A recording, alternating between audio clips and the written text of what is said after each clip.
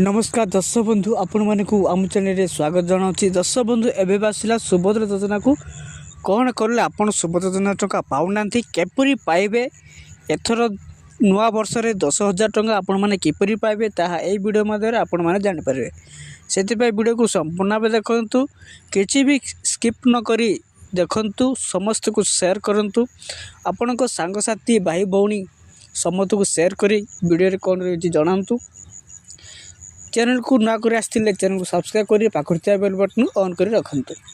आसतु जानिबा सुभद्रा योजना कौन रही अपडेट टी।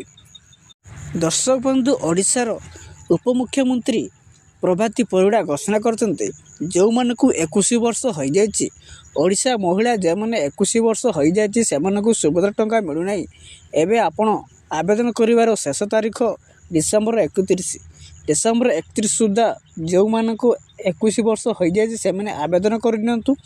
आवेदन करापर आपण को नुआ वर्ष में आपन को दुईटी किस्ती गोटे सांगे 10,000 टंका आपन डायरेक्ट डीबीटी खाता को आसीज। डीबीटी खाता को आसापे हेले आपन निश्चित भाव डीबीटी मोड बैंक रे जाई ऑन कर रखु।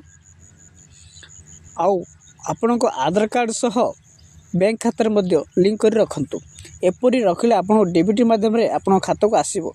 नचेत आपण आवेदन कले आपण खाता को जदि सुभद्रा टंका आपण हिताधिकारी ताहले आपण को खाता को आसिले ताहा आपण चेक करि परिबे नहीं। सेति पे आपण आधार कार्ड सह बैंक खाता को संयुक्त करि रखंतु।